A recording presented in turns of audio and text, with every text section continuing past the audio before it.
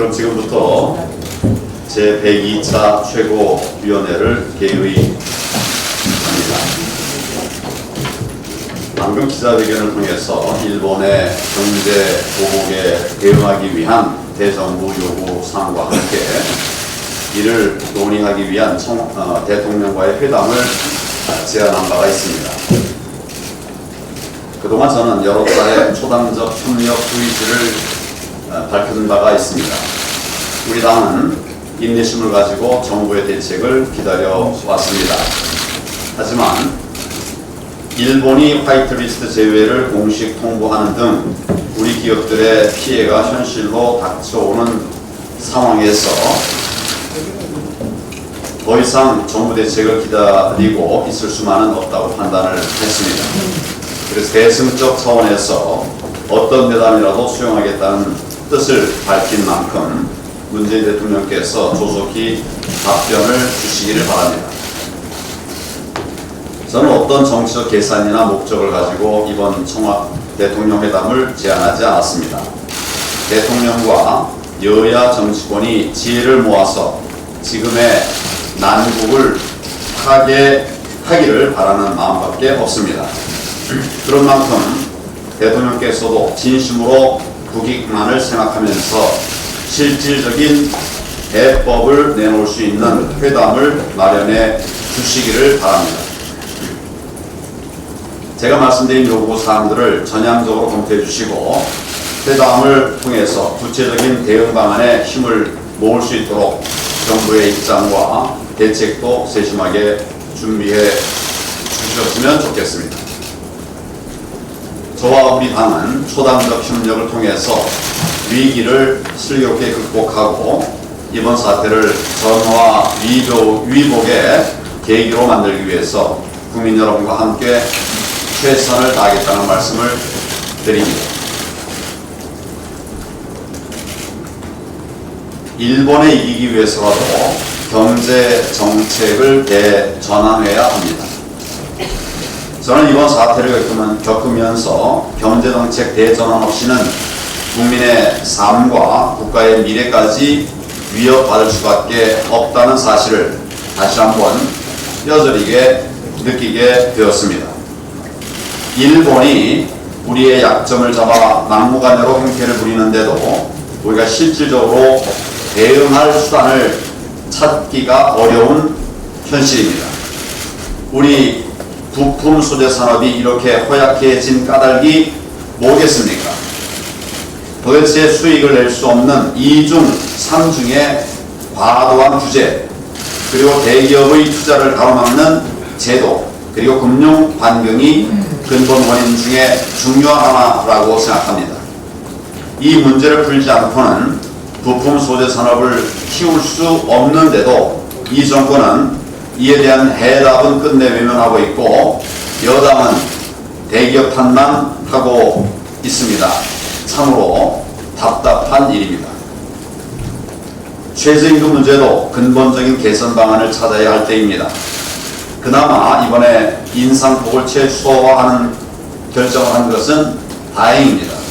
그렇지만 그마저도 영세 소상공인들에게는 너무 힘들다고 하소연하고 있습니다. 자영업자로부터 대기업까지 지불 능력이 천양지차인데도 획일적 최저임금을 적용하는 것부터가 맞지 않는 것입니다. 연봉 8천만 원의 대기업 근로자들이 좁은 산입 범위 때문에 최저임금에 미달한 것도 코미디 아니겠습니까? 최저임금 결정 체계부터 뜯어 고쳐야 하고 또 최저임금 부분 적용과 산입 범위의 합리적 조정 등 대수술이 필요하다고 생각합니다.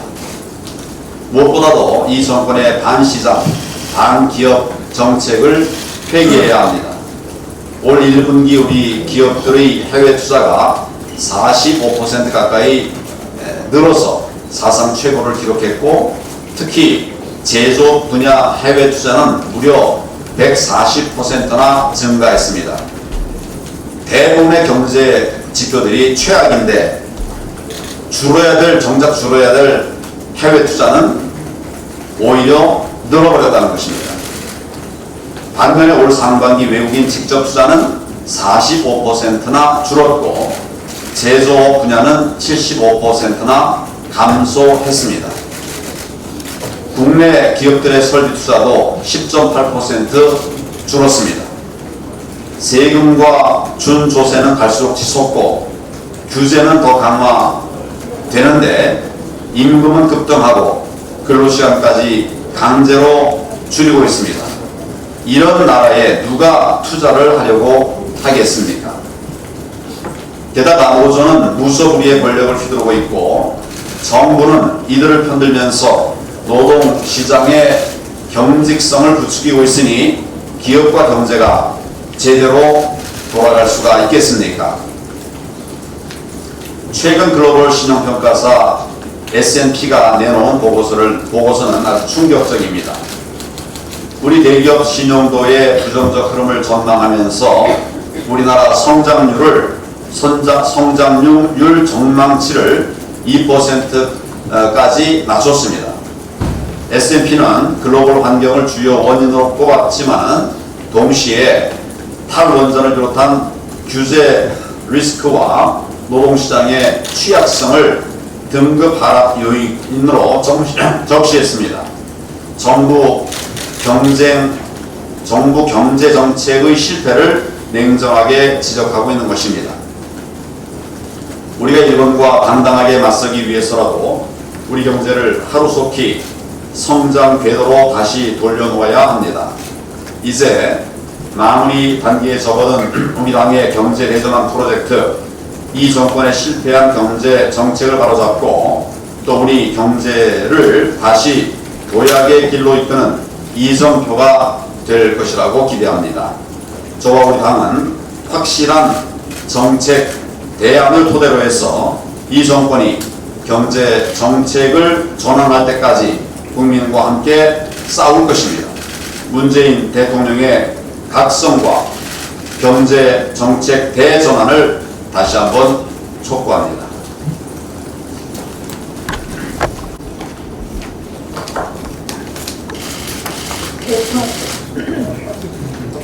대통령, 정부, 정치권이 항상 잊어서는 안 될 가치가 있습니다. 오늘 목이 메이는 나라가 너무 어려워서 목이 메이는가 봅니다. 대통령, 정부, 정치권이 항상 잊어서는 안 될 가치가 있습니다. 바로 국익입니다. 국익 없는 국민 행복은 불가능합니다. 국익을 저버리는 정치는 민생을 도탄에 빠뜨립니다. 저는 요즘 문재인 정권과 집권 여당의 일본 통상보복 조치에 대한 대응과 반응에서 좀처럼 국익을 읽어내기가 어렵습니다. 국익 대신 선동과 자극, 분열이 일품니다. 그래서 너무나 착잡하고 우려스럽습니다. 대통령은 삼도 숨은 통제사가 아닙니다. 12척의 배를 끌고 울들목의 싸움에 나설 수밖에 없었던 그런 이순신 장군의 마음을 한번 헤아려 보십시오. 누가 이순신 장군을 그렇게 만들었습니까? 바로 무능한 선조와 그 당시 조정입니다. 무능한 선조의 길을 걷지 마십시오. 대통령께서는 이 무능한 선조의 길을 걷지 마실 것을 다시 한번 촉구하면서 이 잘못된 조정, 외교라인 교체를 빨리 해주실 것을 또한 요구합니다. 지금 무엇이 가장 시급한 조치입니까? 바로 통상보복 조치를 중단시키는 것입니다. 치열한 외교전으로 일본 정부가 이성을 찾고 돌아오게 해야 합니다. 그런데 지금 외교 라인은 어디 가서 무엇 하고 있는지 묻고 싶습니다. 결국 이 무능한 외교를 이끌었던 외교 라인, 물론 그 정점에는 저는 대통령이 있다고 생각합니다. 이 부분 빨리 풀어주실 것을 말씀드립니다. 지금 정부 여당이 추경안을 또 내놓았습니다. 3천억 추가 추경안을 이야기하고 있습니다. 대체부품 확보, 자체 기술 개발 당연히 해야 됩니다. 그동안 소홀히 해왔는데 지금 이제 와서 이 추경안을 내놓는다는 것은 응급 환자에게 체력장시키는 것과 다름이 없다고 생각합니다. 이 갑자기 내놓은 일본 통상 추경, 이 추경으로 과연 일본 통상 보복을 이겨낼 수 있는지 매우 부정적이라는 말씀을 드립니다. 오히려 지금 우리 해야 될 것은 한쪽으로는 외교로 풀어야 되고 한쪽으로는 우리의 경제를 튼튼하게 해야 되는 겁니다. 경제가 매우 어렵습니다. 그런데도 이 경제를 튼튼히 하는 것, 결국 정부의 경제정책의 기조를 바꾸는 것인데 어제 김상조 실장의 발언을 보면 결국 1만원에 대해서 1만원, 최저임금 1만원 공약을 지키지 못해서 사과한다고 했습니다. 지지층을 위한 보험용 발언을 계속해서 하고 있습니다. 소득주도 성장 폐기가 아니라고 했습니다. 한마디로 소득주도 성장으로 이 정부 경제가 이렇게 망가졌는데도 국민들이 납득할 수 없는 소득주도 성장 폐기 대신 고집을 하는 황당한 결론이었습니다. 저는 그래서 다시 한번 제안합니다. 이제 외교적인 해결과 경제적인 해결이 같이 가야 된다. 경제적 해결의 정답은 소득주도 성장 폐기입니다. 저희 당은 이미 소득주도 성장 폐기 3법을 내놓았습니다. 주유수당 최저임금, 주유수당 및 최저임금 산입법, 주유수당의 최저임금 산입법 및 조정, 쪼개기 알바 방지법 도입, 탄력 근로제 단위기간 연장 등 이미 내놓은 소득주도 성장 폐기 3법 국회에서 민주당이 전향적으로 논의해 줄 것을 촉구합니다. 이제 이런 식의 분열, 선동으로는 우리의 위기를 극복할 수 없음을 잘 기억해 주실 것을 말씀드립니다. 이 어렵사리 문을 연 6월 임시국회를 묻지마 추경 거수기 국회로 만들려던 여당이 이제는 정경두 방탄국회로 만들어가고 있습니다. 국민한테 빚지는 추경도 정치에 끌어다 쓰고 일본 통상보복 위기도 국내 정치에 끌어다 쓰는 정권이 여야 합의와 협상이라는 기본 질서마저 무너뜨리면서 이 국회를 직무유기 국회로 만들고 몰아가고 있는 것입니다. 집권 여당 참으로 유감입니다. 국민과 안보는 보이지 않고 오직 청와대만 보입니까? 청와대는 또다시 청문보고서 협박을 해옵니다.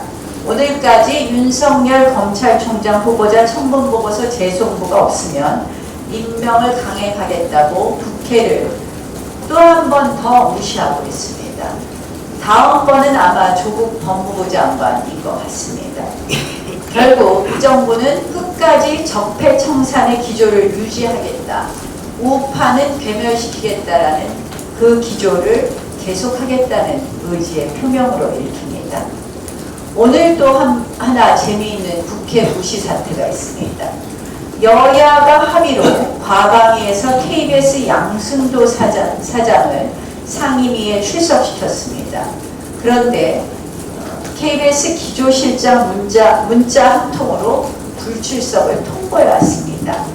여당마저 합의한 출석 약속을 이렇게 과감하게 뒤집는 건 바로 청와대의 압력 아니겠습니까? 청와대에 의해 국회가 짓밟히고 여당에 의해 국회의 명예가 실추되고 있습니다. 의회 모욕은 국민 모욕입니다. 그 대가 반드시 치를 것입니다.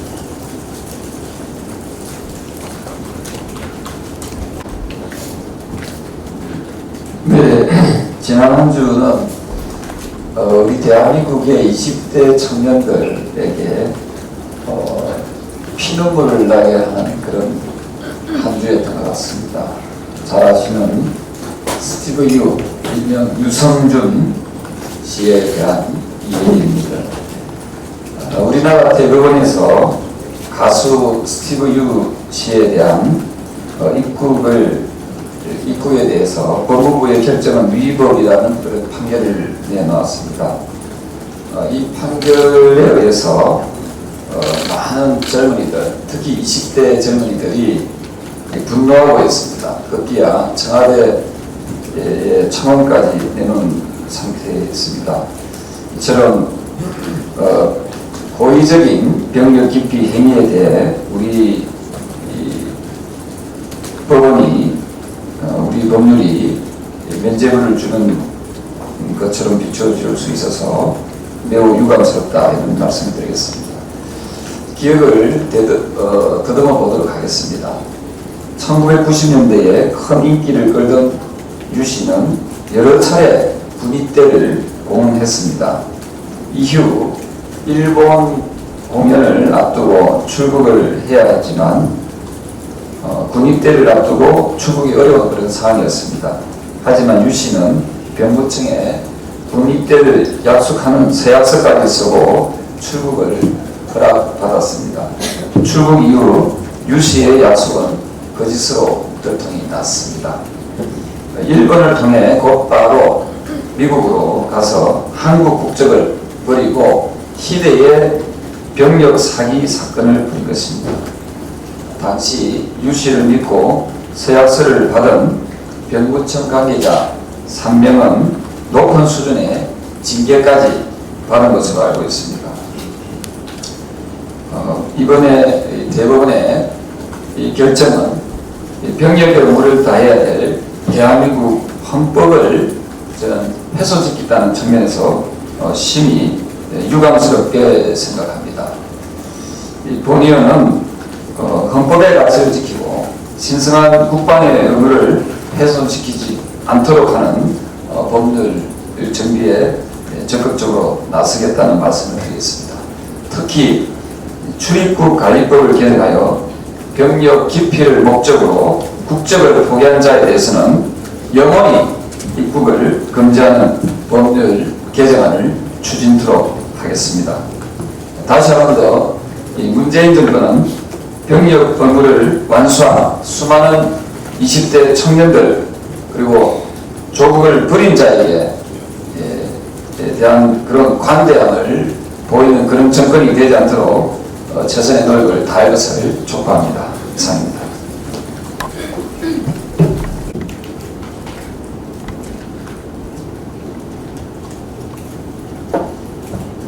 네, 중국 공산당은 중국 역사에서 미국을 속여 힘을 합쳐 일본과 싸우겠다고 하면서 국고합작을 성공시킵니다.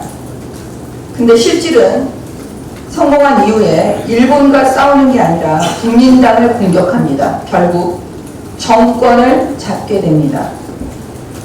정권 잡기 위해서 속여서 일본과 싸운다고 해놓고 일본하고 싸우는 게 아니었습니다.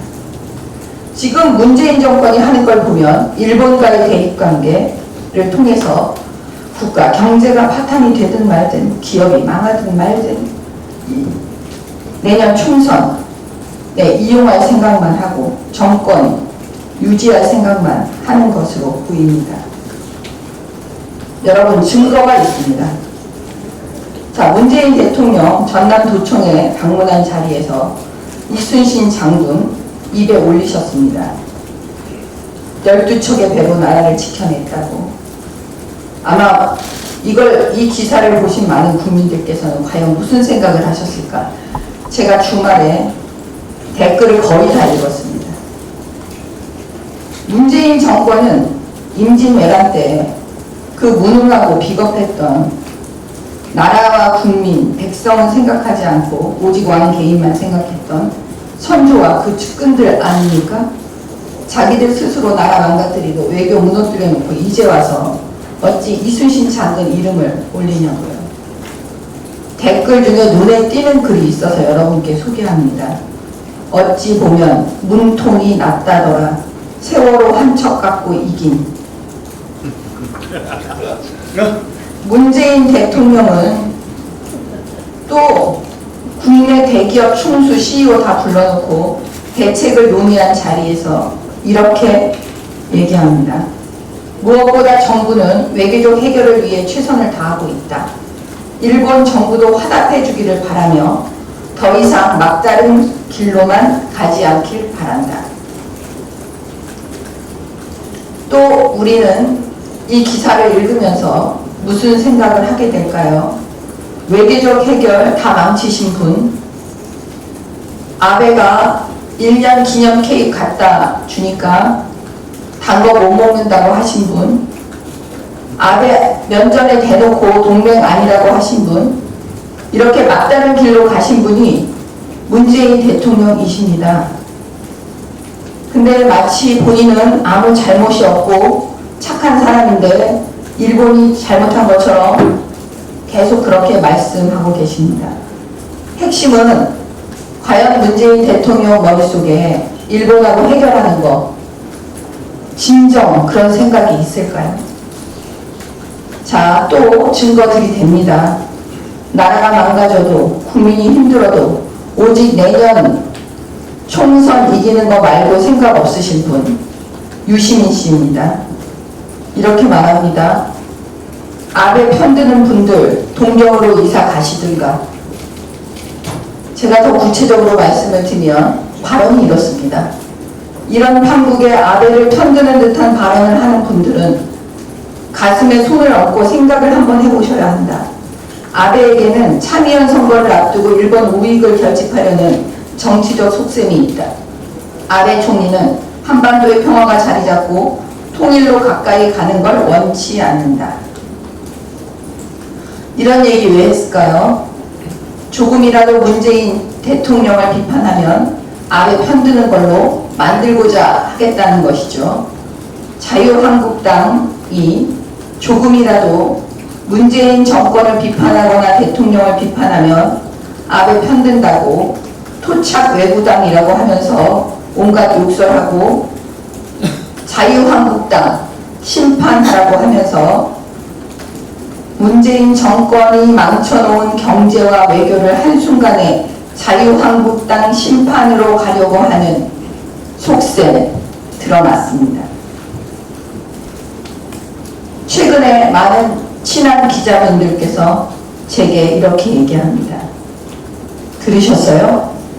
최고위원님, 아베가 글쎄 내년 총선에서 문재인 정권을 어떻게 교체하려고 한다는 거예요. 진짜 속셈은. 이런 유언비어가 지금 살포되고 있습니다. 그래서 제가 또 증거를 찾아냈습니다. 유시민 씨 계속 이렇게 발언합니다. 정권 교체에 유리한 환경을 한국 사회 내에 만들어주자는 계산도 아베 정권의 일각에서는 갖고 있는 것으로 보인다. 이렇게 발언을 했거든요. 여러분, 댓글에 이런 글이 있더라고요. 유시민 씨에게 한마디 하겠다. 너 김일성, 김정일, 김정은 편만 들었었고 지금도 그쪽 편 들고 있지? 그럼 넌 평양으로 가야지. 그럼 트럼프 편 드는 사람은 워싱턴으로 가야 하나? 이런 댓글도 있습니다. 그러게 도리 있게 행동했어야지. 지금껏 문재인이 일본을 개무시해왔으니 일본 입장에서 저러는 거지. 이런 경제 제재가 70, 80년대 이후로 30몇 년째 만에 처음이라지. 대통령 하나 잘못 뽑았다가 나라 통째로 뽑아 먹으려고 용 쓴다. 이게 지금 우리 네티즌들이 쓰고 있는 거의 엇비슷한 글들의 총체적 얘기입니다. 제가 마지막으로 정리하면 이렇습니다. 여러분, 문재인 대통령이 싼 배설물은 문재인 대통령이 치우시는 게 맞지 않습니까? 아베가 싼 배설물은 아베가 치워야 되는 거 맞지 않습니까? 이게 제 정답입니다. 이상입니다.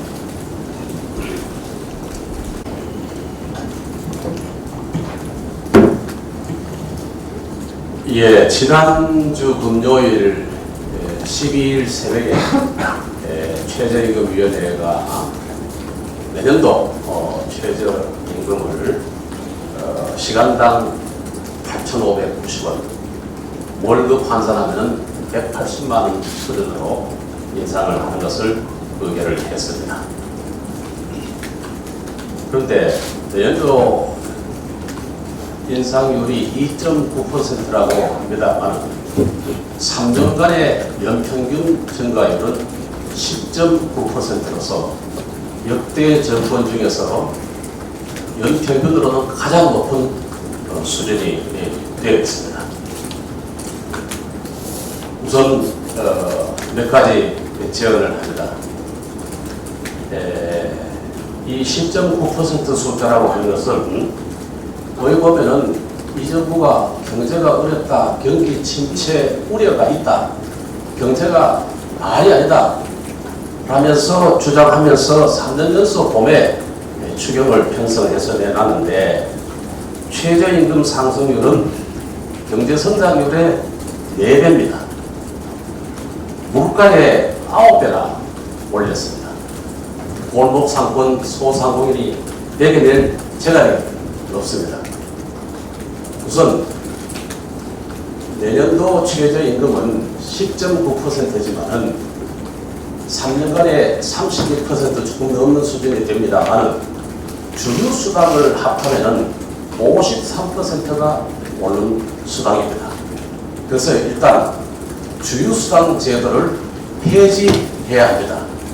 이 제도는 지금부터 65년 전에 1953년에 근로자분들이 일주일에 하루도 못 쉬지 못한 데서 오는 이 제도를 혹독한 근로시간에서 구해내기 위해서 도입했던 겁니다. 지금은 폐지해야 합니다.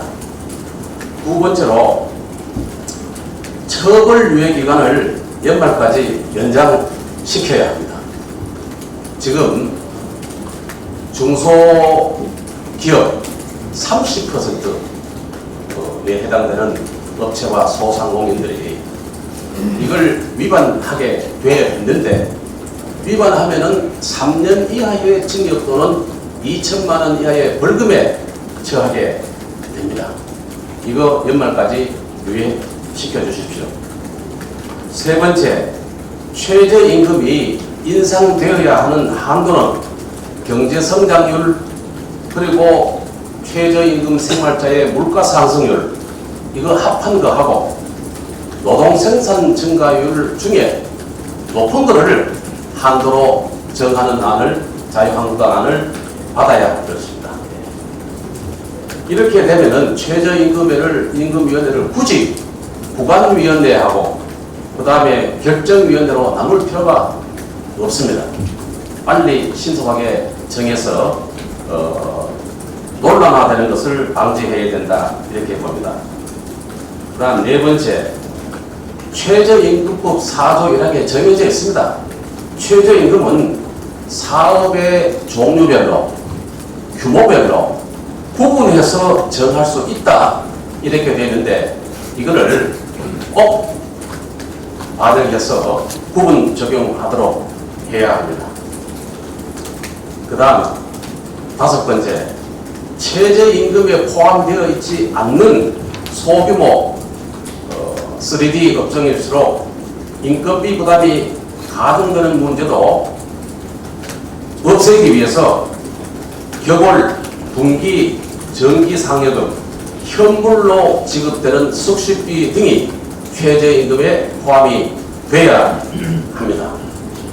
끝으로 대통령은 9명의 공익위원회에 대한 임명권 독점을 내려놓으셔야 합니다. 중립적인 운영이 필요한 다른 위원회의 입법례를 고려해서 국회 교섭단체의 추천권이 보장되어야 합니다. 최저임금은 소득주도 성장, 소주성의 첫 단추입니다. 소주성 폐기되어야 합니다. 이렇게 되어야 붕괴된 골목 상권이 다시 살아나게 되고 파괴된 기업 문화가 훈훈하게 될 것입니다. 이상입니다.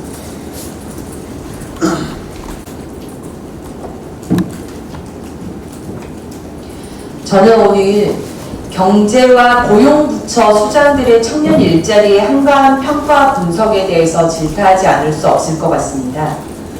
지난주 대정부 질문 보셨을 겁니다. 홍남기 경제부총리가 청년 고용률이나 취업률 수치는 역대 최고로 본다. 높다. 2017년 이후 청년 고용률은 가장 높은 수준이다. 이런 홍 부총리의 발언의 맥락을 따져보면 결국 청년 고용률만큼은 최고 수준인데 뭐가 문제냐 이런 식입니다. 청년 취업의 위기 앞에 경제를 총괄한다는 경제부총리가 보고 싶은 통계만 내세워 자화자찬할 타이밍인지요. 아시다시피 청년 실업률도 청년 체감 실업률도 지속해서 상승하고 있습니다. 정말 이러한 지표는 그냥 무시하는 것입니까? 또한 고용이 증가하고 있다고 하는데 그 고용이 늘어나도 그것이 어떤 고용인지를 들여다봐야 합니다. 그런데 15세에서 29세의 초단시간 근로자가 전년 동월 대비 46%나 증가했습니다. 무려 46.5% 정도입니다. 청년층의 일용직 취업자도 지속해서 증가하고 있습니다. 그런데 이와 관련해서 또 고용노동부 장관은 어떻게 답변했는 줄 아십니까? 지난주에 고용노동부 현안 질의에서 고용노동부 장관이 15세, 29세 안에서는 19세에서 24세에서 초단시간 근로자가 좀 유난히 증가했다. 그런데 이거는 남성들의 경우에는 군입대를 앞두고 있어서 군입대 하기 전에 본격적인 취업을 하지 않아 나타나는 현상이다. 이렇게 답변했습니다. 이런 장관의 답변 믿어지십니까? 여러분, 군대 어제 오늘 일 보냈습니까? 문재인 정부 들어서 군대 보내기 시작했습니까? 그러니까 군대 가기 전에 본격적인 취업을 하기 전에 단기 일자리 시장으로 가는 것은 그냥 일반적인 추세이죠. 그런데 갑작스럽게 이렇게 초단시간 근로자가 증가하는 것이 군대를 가기 전에 청년들이 단기 시장에 가기 때문에 나타나는 현상이다. 이게 정말 말이나 되는 설명입니까? 이런 황당하고 안이한 분석을 늘어놓고 있기 때문에 제대로 된 청년 일자리 대책이 나오지 못하는 것 아니겠습니까? 15세에서 29세 초단시간 근로자의 폭발적인 증가, 일용직 취업자 증가에는 여러 원인들이 있는 것 같습니다. 물론 정규직의 일자리, 양질의 일자리가 감소되는 건 당연한 추세인 것 같고요. 문재인 정부 들어서 최저임금의 급격한 상승에 따른 쪼개기 알바 등으로의 단기 일자리 환경의 악화, 또한 거기에 직업계 고등학생들의 현장 실습의 악화, 그에 따른 취업률의 급속도의 저하, 그에 따른 이 초단시간 근로자로의 유입, 이런 문제들이 복합적으로 작용하고 있는 것 같습니다. 이런 현상들과 무관하지 않다는 것입니다. 그런데도 홍남기 경제부총리는 고용률은 최대임이 문제될 것이 없다. 고용노동부 장관은 군대 가기 전에 들어가는 현상이다. 이런 한가한 분석 이렇게 두고 봐야 하는 것입니까? 정말 부디 경제고용부처 수장님들 현실 모르는 한가한 평가나 분석하지 마시고 있는 그대로 현실을 좀 보시고 정말 실질적인 분석에 따른 일자리 대책을 내어주실 것을 정말 진심으로 당부드립니다. 이상입니다.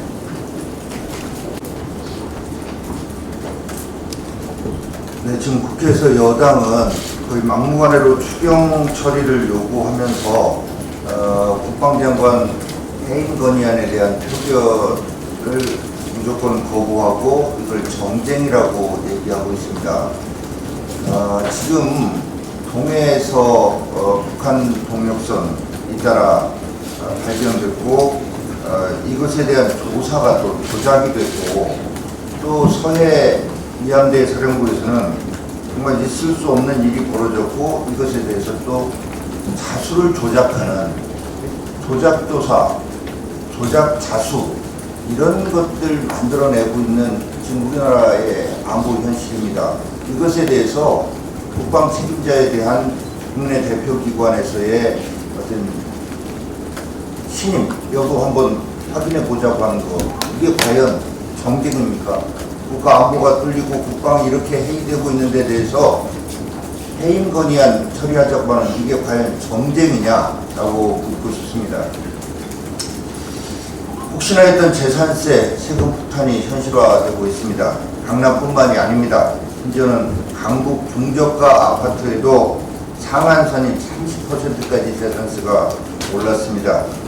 이런 상황에서도 추경증에 가격하겠다라고 하고 있는데 일본의 경제 보복도 부동산 시장 왜곡도 결국 정부가 키운 측면이 큽니다.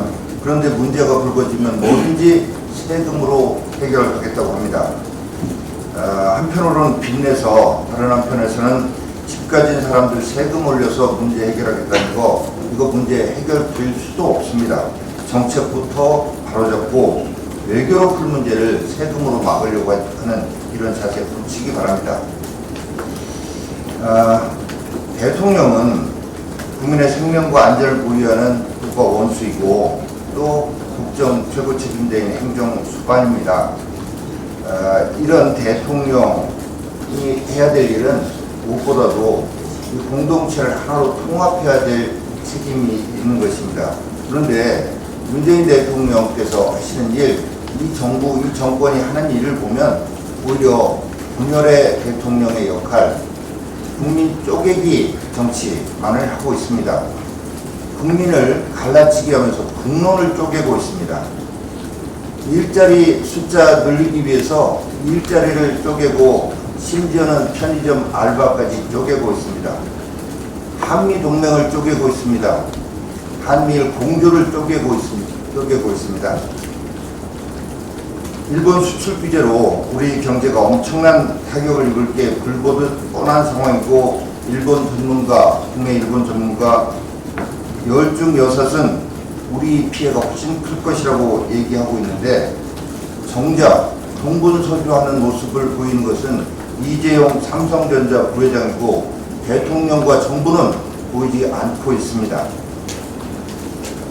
지금 시중에서는 문재인 대통령을 무능했던 선조회 그리고 정경두 장관을 12척의 배만 남기고 조선수군의 배 전부 다가 파괴되도록 했던 원균회 그리고 이재용 삼성전자 부회장을 이순신 장군에 비유하는 얘기가 돌고 있습니다. 대통령과 정부 참으로 걱정스럽게 행동하고 있습니다. 여당 의원이 항일 의경을 거론하고 이걸 받아서 대통령은 본인이 마치 이순신 장군에 비유하는 것처럼 12척의 배 얘기를 공론하고 있고 조국 민정수석은 극찬가를 얘기하고 있습니다. 이렇게 감정으로 대응한다고 해서 경제 살릴 수 있습니까? 묻고 싶습니다. 이렇게 감정적 대응이 우리 경제를 회복시킬 수 있는 방법이라고 생각해서 이렇게 하고 있습니다. 최저임금 문제 마찬가지입니다. 앞서 대표께서도 말씀하셨지만 영세 소상공인들 이미 너무 올려서 버틸 수가 없다. 대정부 투쟁을 예고하고 있습니다. 그런데도 대통령은 우리 경제 이렇게 어렵게 된 데 대해서 사과해야 되는데 그게 아니고 최저임금 조금 올려서 동향 못 지켜서 미안하다고 사과하고 있습니다. 국민은 안중에 없고 국민을 갈라치기 하면서 쪼개기 하면서 지지자만 눈에 보이는 것입니다. 대통령께서는 국민 모두의 대통령이 되겠다라고 했던 취임사를 다시 한번 읽어보시기 바랍니다. 말씀드리겠습니다. 먼저 설명 전에 오늘 현재로 우리 중앙연수원에서 당원 연수가 41,960명으로 지금 집계가 되었습니다. 그래서 저희들이 원래 10만 당원 교육이 계획대로 잘 진행된다는 말씀드리고 또 저희들 당원 교육에 우리 대표님과 또 우리 원내대표님 영상 축사 또는 직접 축사를 해주시는 데에서 감사를 드립니다. 오늘 저희들 이 중앙연수원에서 기존에 있는 카카오톡을 활용을 해서 이 소통, 연수, 교육 이 부분을 좀 활성화시키는 방법으로 카카오톡 플러스 친구 이 방식으로 저희들이 좀 확대를 하려고 합니다. 이 방식은 기존에 있는 카카오톡의 시스템을 활용을 해서 지구와 같이 전파하는 방법이 비효율적이기 효율성이 떨어지기 때문에 플러스 친구로 연결시키면 순식간에 여기 친구로 저희 당원들이 이 연결만 하면 뭐 100만, 1000만까지도 저희들이 동시에 보낼 수 있는 그런 효과가 있어서 그 방식으로 말씀드리겠습니다. 지금부터 영상을 보시면서 말씀드립니다. 이미 저희들이 전달을 했습니다만은 일단은 자유한국당 알림이 이것이 저희들의 표제입니다. 그래서 카카오톡으로 자유한국당 알림이라는 형태가 그게 뜨게 되는데 그 전에 저희들 당원들은 우선적으로 카카오톡으로 들어가서 플러스 친구에서 친구 맺기를 해줘야 됩니다. 그 화면에 보시듯이 친구 맺기로 잠깐 앞부분 제일 앞부분 지금 카카오톡으로 들어가면 제일 왼쪽에 지금 까맣게 표시되어 있는 부분이 있잖아요. 그 까맣게 표시된 부분을 일단 우리 최고위원들 한번 해보시죠. 지금 정책을 다 하셨습니까? 그래서 친구 맺기를 해서 들어가면은 저희들이 이 자유한국당 알림이 형태로 이제 되는데 그 자유한국당 알림으로 눌러서 다시 들어가시면 저희들 알림이 그러니까 사실상 미니 홈페이지 같이 저렇게 뜨게 됩니다. 지금 화면에 보시듯이. 그러면 저쪽에는 저희들이 연수원에서 전달하고 있는 정보, 지시, 또 저희들이 대국민 메시지 이런 내용들이 집중적으로 갈 것이고 친구 맺기로 되어 있는 친구들은 수시로 여기 들어와서 확인도 할 수 있을 뿐만 아니라 저희들이 일주일에 한 번씩 핵심 메시지를 전달하면 바로 카카오톡을 활용하는 사람들이 모두 다 볼 수가 있는 그런 장점이 있습니다. 그래서 좀 전에 저희들이 의사소통하는 것보다는 훨씬 더 효과적으로 할 수 있다 이렇게 판단합니다. 우리 비서실장님 해보셨습니다. 들어오셨습니다. 도움 다 됐습니다. 예. 우리 최고위원들은 다 가입하셨죠? 예. 가입도 가입인데 많이 활용하는 게 필요할 것 같습니다. 우리 정점수 위원장님 수고하셨습니다. 그러면 지금부터 회의를 비공개로 진행하도록 하겠습니다. 고생하셨습니다.